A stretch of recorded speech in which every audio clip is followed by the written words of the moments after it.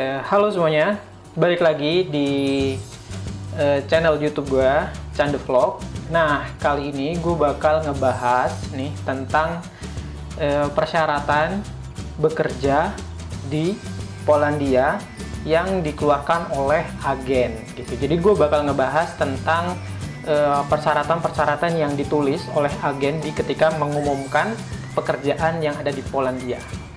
Nah, tujuannya sebenarnya gue mau nge-review aja sih, terutama tentang kayak gajinya dan jam kerjanya gitu. Karena gue ngeliat di sini banyak banget kan yang istilahnya mau bekerja, kemudian dikasih tahu sama agennya bahwa gajinya segini, tapi ketika di Polandia bekerja ternyata kenyataannya gajinya nggak segitu gitu. Karena ada perbedaan persepsi yang mungkin salah paham aja sih ya. Makanya kali ini gue bakal ngebahas tentang nge-review tentang persyaratan pekerjaan yang diumumkan oleh agen. Oke, langsung aja ya.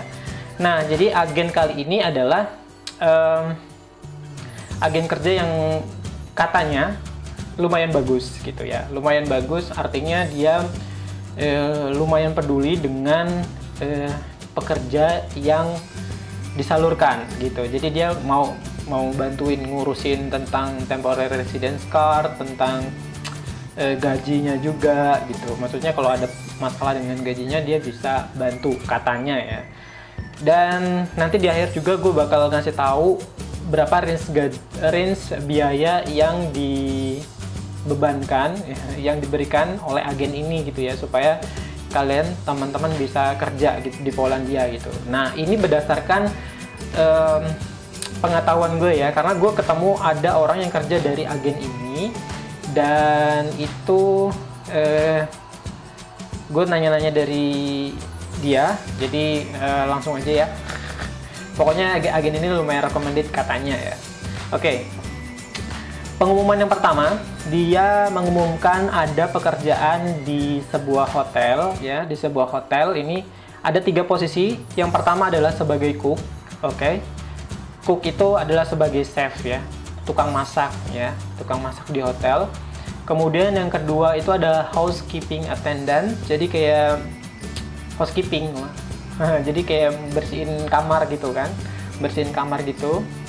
Kemudian ada spa terapis. Oh ya, ini yang cook tadi itu ada satu posisi ditulisnya gajinya 20,83 per jam. Nah, 20,83 per jam ini sama dia nggak ditulis ini merupakan bruto atau neto. Jadi kalau di Polandia itu ada gaji secara kotor per jamnya atau gaji neto secara per jam. Jadi harus jelas gitu ya. Tapi di sini tidak ditulis ya. Nah, terus yang untuk housekeeping itu dia menerima 2 posisi dengan gajinya 11,9 per hour. 11,9 per hour ini juga nggak ditulis bruto atau netonya. Tapi jujur aja kalau misalkan 11,9 itu gajinya kecil banget sih. Ya, kalau di Polandia ya. Maksudnya karena standarnya adalah 18 ya kalau di ibu kota ya. 17 kalau misalnya kota lain mungkin 17 sampai 18 gitu ya. Nah, kemudian yang posisi ketiga ada spa terapis. Spa terapis ini ditulis lebih detail, yaitu female, 2 posisi. Jadi untuk perempuan ada 2 posisi, kemudian gaji per bulannya adalah 2.600 PLN ya. 2.600 PLN per bulan plus komisi. Nah, jadi di sini juga ditulisnya gajinya bukan per jam ya, gajinya per bulan. Jadi memang ada itu ditulis gajinya per jam atau per bulan. Nah, untuk yang spa terapis ini per bulannya adalah 2.600 ya. Tapi sayangnya di sini nggak ada tulis bruto atau neto ya. Plus komisi. Jadi komisi kalau misalkan sebagai spa terapis nih itu bisa dapat tips gitu. Nah, nanti tips itu bisa macam-macam ya. Komisi itu tadi sih ya.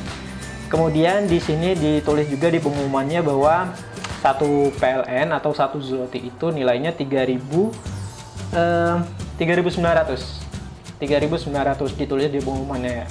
Tapi kalau pengetahuan saya, kurs itu berubah-ubah setiap harinya ya kan. Tapi range-nya itu bisa dari 3.500 paling rendah sampai 3.900. Ini dia ngambil range paling tinggi sih sebenarnya. Jadi kalau ngambil range paling tinggi, ketika dikalikan dengan gaji kan hasilnya lebih tinggi kan, ya kan? Untuk menarik menarik ya, peminat lah ya, menarik peminat. Nah kemudian sudah diumumkan ada 3 posisi ya. Itu kemudian kualifikasinya. Nah kualifikasi ini kayak persyaratannya sih ya. Persyaratannya adalah age below 35 years old. Jadi umurnya berada di bawah 35 tahun ya. Nah, nih kalau yang sepengetahuan gue pribadi nih ya, sepengetahuan gue pribadi, kerja di Poland itu sebenarnya nggak ada persyaratan umurnya gitu. Sebenarnya ya, nggak ada persyaratan umurnya. Even lu sudah pensiun pun sebenarnya bisa aja sih mau kerja ya. Tapi di sini dia mempersyaratkan 35 tahun ke bawah. Itu adalah hak seorang agen ya. Mungkin agen ini sudah bekerja sama dengan perusahaan yang ada di Poland, bahwa perusahaan di Poland itu minta di bawah 35 tahun, itu bisa aja ya. Tapi kalau sebenarnya realnya di Polandia itu even di atas 35 tahun tuh tetap bisa kerja. Kemudian persyaratan berikutnya adalah minimum 3 tahun experience in similar position. Jadi punya pengalaman 3 tahun di posisi yang sama gitu. Jadi pernah menjadi cook atau pernah menjadi housekeeping di sebuah hotel di Indonesia mungkin, atau di Qatar atau di negara lain, atau punya pengalaman sebagai spa terapis, itu minimum 3 tahun ya.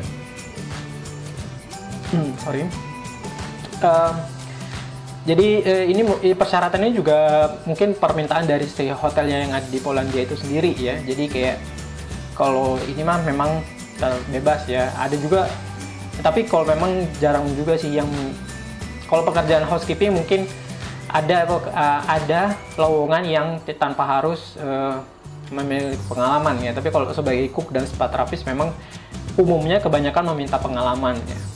Nah terus persyaratan yang kedua adalah yang ketiga ya, karena yang kedua tadi adalah minimum pengalaman 3 tahun. Yang ketiga, provide with skill certificate and reference letter. Jadi bisa menunjukkan kalau memang berpengalaman, karena persyaratannya adalah berpengalaman. Jadi minimal harus bisa menunjukkan skill sertifikat. Jadi pernah menjadi terapis atau mungkin pernah sekolah chef untuk sebagai cook, ya kan? Dan juga reference letter. Jadi biasanya kalau kita resign dari sebuah kantor yang sebelumnya dari hotel gitu, dia bisa menunjukkan minta reference letter ini ya, tadi ya, bahwa kita pernah bekerja di situ berapa tahun dan segala macam. Nah itu adalah reference letter ya. Nah kemudian persyaratan selanjutnya adalah good communication in English. Nah ini benar banget sih. Jadi sebenarnya kalau mau bekerja di Poland tuh minimum memang bisa bahasa Inggris ya. Takutnya ya itu tadi namanya, kayak di sini kita di negara asing, kita cuma bisa bahasa Indonesia, itu bakal ribet banget ke semuanya gitu. Even you can speak English, you will be little bit confused when you are here. Karena nggak banyak orang di sini yang bisa bicara bahasa Inggris ya, terutama orang-orang yang bekerja di pabrik, di hotel pun nggak semua orang bisa bahasa Inggris ya, di dapur ya kan. Jadi minimum you have to speak English. Nah yang kedua, yang terakhir, jadi dia persyaratannya ada 5 di sini. Yang terakhir adalah must have passport with 2 years validity. Jadi ini kayaknya ke permintaan dari hotelnya itu sendiri ya, karena even your passport just 1 year more, it's not a big problem. Tapi di sini mungkin tadi permintaan dari hotelnya itu tadi, bahwa si calon pekerja ini ya kan itu minimum punya 2 tahun paspor yang masih berlaku gitu. Kan paspor itu 5 tahun ya, jadi minimum dia 2 tahun gitu. Nah kalau misalkan kurang dari 2 tahun mungkin nggak bisa. Nah, gue juga nggak tahu. Tapi ini biasanya berkaitan dengan nanti temporary residence-nya atau kontraknya. Biasanya kontraknya mau dibuat, mungkin kontraknya bakal dibuat per 2 tahun. Jadi ada yang nanya juga kontraknya per berapa tahun gitu ya. Nah itu sangat tergantung sama perusahaannya sih. Ada yang bisa setahun, ada yang 2 tahun, ada yang 3 tahun gitu kan.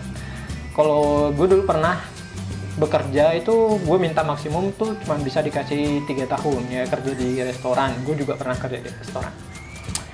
Kemudian ada di sini dia tulis di pengumuman yang dia kasih itu work condition. Jadi 5 days per week work with shift works. Jadi 5 hari per minggu, jadi dari Senin sampai Jumat, dan bekerja dengan shift. Artinya ada shift siang, shift malam, dan biasanya ada 3 shift atau 2 shift ya biasanya. Ada 3 atau 2 shift tergantung dari hotelnya itu sendiri. Kemudian di sini ada work condition yang kedua, itu dirty meal and accommodation provided. Jadi kan makan waktu kerja itu dikasih, sama akomodasi juga dikasih. Nah ini untung banget kan, jadi kayak kita nggak perlu mengeluarkan biaya untuk akomodasi dan juga nggak perlu ngeluarin biaya untuk makan ketika bekerja. Jadi makan siang ya biasanya, atau makan malam ya, tergantung shiftnya kita di shift yang mana. Kemudian contract 2 years renewable. Jadi kontraknya memang benar kan, di sini dia diberikan 2 tahun dan dapat diperbaharui ya. Ya, dapat diperbaharui. Artinya bisa terus lanjut, nggak cuma kontraknya 2 tahun habis terus pulang gitu ya. Masih bisa dilanjut. Tergantung dari perusahaannya mau melanjutkan atau enggak ya. Kondisi perusahaannya juga gimana. Nah, jadi di situ tadi ya. Jadi gue udah bahas di sini, dia di pengumuman ini dia cuman memberikan jumlah gaji yang ditulis dalam tanpa keterangan bruto atau neto gitu. Jadi kalau misalkan dia ditulisnya bruto ya kan, kalau ditulisnya gaji dalam tulisannya bruto, artinya dia akan dikenai pajak ya kan. Pajaknya itu lumayan, bisa 27% sampai 30% gitu kan. Nah tapi kalau misalkan dia neto, artinya sudah tanpa pajak, yaitu yang hasil kita terima di tangan gitu ya. Nah ini kerjanya di daerah Krynica ya, bacanya Krynica. Ini di desa sih, jelas ya karena di gunung kayaknya. Oke, selanjutnya ini ada dia juga ngasih apa nih, pengumuman ya, lowongan pekerjaan gitu untuk di pabrik kayu ya, pabrik kayu di Brzeznica ya, namanya Brzeznica. Kemudian di sini tulis dibutuhkan segera kandidat pabrik plywood di Polandia dengan kualifikasi sebagai berikut ya. Jadi plywood itu kayak mungkin ini loh, triplek, kayak triplek gitu. Tapi plywood dia nggak ngerti juga sih, kayak berlapis gitu. Pokoknya pabrik kayu ya. Nah di sini persyaratannya adalah kualifikasinya ya. Yang pertama ditulisnya laki-laki atau perempuan usia 22 sampai 35 tahun. Jadi kayaknya memang agen ini memberikan maksimal persyaratan tahun itu di atas maksimum adalah 35 tahun itu, dan minimum 22 tahun. Kemudian mampu berkomunikasi dalam bahasa Inggris dengan baik. Oh ya, tadi tuh sebenarnya usia minimum juga, kalau usia minimum di sini mungkin 18 ya. 18 tuh sudah bisa bekerja secara legal ya. Kalau misalkan masih student tuh bukan masih student, maksudnya di bawah 18 itu mungkin bisa bekerja tapi terbatas gitu loh. Ketika mungkin sekedar libur gitu. 18 ya, tapi di sini dia 22 tahun itu minimum umurnya gitu ya. Kemudian yang kedua adalah mampu berkomunikasi dalam bahasa Inggris dengan baik. Exactly, you have to speak English. Kemudian yang nomor 3, memiliki paspor dengan masa berlaku minimal 2 tahun. Jadi sama ya, kayak yang persyaratan yang sebelumnya, yang bekerja di hotel, bekerja di pabrik pun minimal 2 tahun. Ini mungkin ya itu tadi berkaitan dengan kontraknya akan dibuat per 2 tahun gitu ya. Padahal bisa sebenarnya kalau kita bisa ngobrol tuh, kontrak bisa lebih dari 2 tahun sih, misalkan 3 tahun ya. Kandidat akan bekerja sebagai asisten operator mesin atau pekerja sektor industri. Jadi mungkin bisa jadi pekerjaan ini berubah. Artinya ketika ditulis di sini ada sebagai asisten operator mesin atau pekerja sektor produksi, biasanya juga tergantung ya. Artinya bisa sesuai kebutuhan dari si pabrik itu sendiri sih. Posisinya bisa jadi berubah gitu, dan itu sangat normal sebenarnya, karena gini loh, kayak you can choose. Kita nggak ada pekerjaan nih untuk sebagai asisten operator, ada pekerjaan ini, kamu mau atau enggak gitu kan. Biasanya begitu, kita butuh pekerja di bidang ini. Nah, kalau kamu mau ya silakan, kalau enggak ya pindah gitu atau dipecat gitu ya. Kemudian ya tadi kualifikasinya sebenarnya hampir mirip sama yang sebelumnya. Kemudian ada dia tulis di sini syarat dan ketentuan ya. Syarat dan ketentuan di sini akomodasi bersama dan transportasi disediakan. Jadi memang yang di hotel juga kan yang di sebelumnya itu akomodasi juga disediakan kan. Nah, di sini juga sama, akomodasi disediakan. Jadi kalau kalian misalkan teman-teman yang mau berangkat itu membayangkan akomodasi bersama, ya artinya satu orang tuh bisa lebih dari 4 orang, bisa sekamar berdua orang minimum. Tapi kayaknya kalau di pabrik itu bisa sampai 6, di atas 6 orang ya, karena itu gratis kan. Kemudian transportasi juga disediakan, karena misalkan di pabrik itu kan lokasinya pasti jauh ya.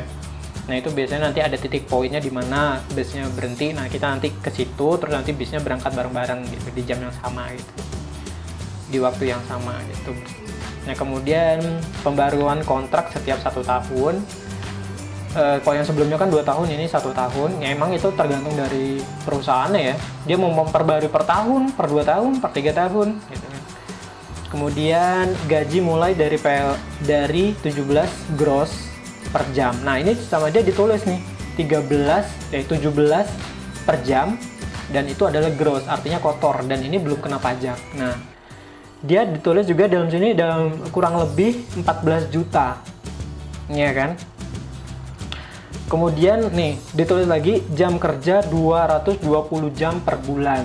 Jadi kalau misalkan 17 kotor nih ya, misalkan mungkin bersihnya ini sekitar 14 sih, 14, kemudian 14 per jam dikali 220, karena di sini ditulisnya jam kerjanya itu 220 jam per bulan ya.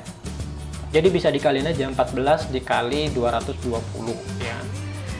Itu sekitar, kalau kursnya mau pakai berapa nih? Kursnya kalau mau pakai yang paling tinggi 3.900, atau mau pakai kurs yang paling rendah 3.500, atau kadang juga bisa sampai 3.400 ya, karena tergantung kondisi dari mata uang itu sendiri kan, berubah-ubah gitu. Nah kalian bisa ngitung sendiri kan di sini, nyampe nggak tuh kira-kira dengan 220 jam dengan neto. Kita harusnya menghitungnya neto karena di sini tulisnya adalah gross 17, netonya adalah 14, sekitar 14 ya. Ini perkiraan gue sendiri. Jadi kalian bisa 14 dikali 220, itulah hasil yang bakal kalian dapatkan per bulannya sesuai dengan informasi yang ada di sini gitu. Itu nyampe nggak 14 juta? Kalau misalkan nggak nyampe, ya karena hitungnya kursnya juga bisa berubah-ubah gitu. Tapi kalau setahu gue sih mungkin nggak nyampe 14 juta deh nanti. Jadi gue ngasih tahu begini karena nanti teman-teman tuh supaya nggak kaget gitu, kok di sini janjinya sekitar 14 juta ternyata dapetnya cuma 8 juta 9 juta misalkan, atau 12 juta, itu nggak terlalu jauh ya. Tapi kalau misalkan cuma 9 juta, oh kok dapetnya cuma 9 juta gitu, mungkin karena kursnya lagi rendah, atau memang dia menulisnya di sini gross ya, bukan neto gitu ya.